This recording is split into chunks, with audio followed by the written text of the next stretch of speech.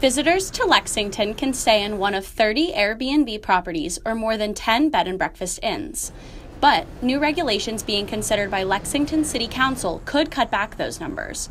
Planning Director Arnie Glazer says that of all of the proposed zoning changes, those that would affect short-term rentals were the most discussed.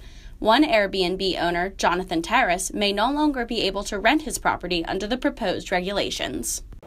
It's going to shut down my Airbnb. I'm probably going to have to move out and rent out my entire property as a long-term rental.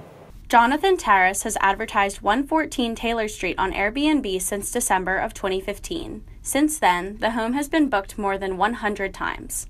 Terrace said the income from renting on the site has helped him to pay off his mortgage and open his own law practice.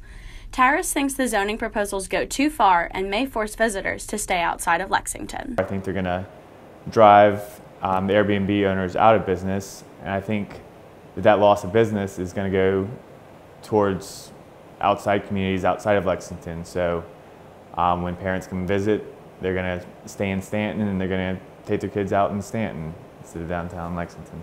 New ordinances will also affect bed and breakfast inns, but not to the same extent.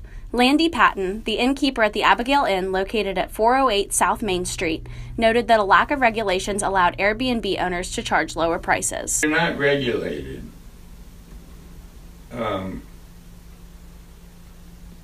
And you don't have to pay the taxes. You literally can then afford to have somebody staying in your property for considerably less than they can stay in our property. Since Patton opened the Abigail Inn in 2011, he has spent a lot of money both in taxes and upkeep on the building, which once housed a Washington and Lee fraternity. It's costing us thousands of dollars to keep this place being first rate every year. The proposed regulations could go into effect as early as this evening. For the Rockbridge Report, I'm Catherine E. Young.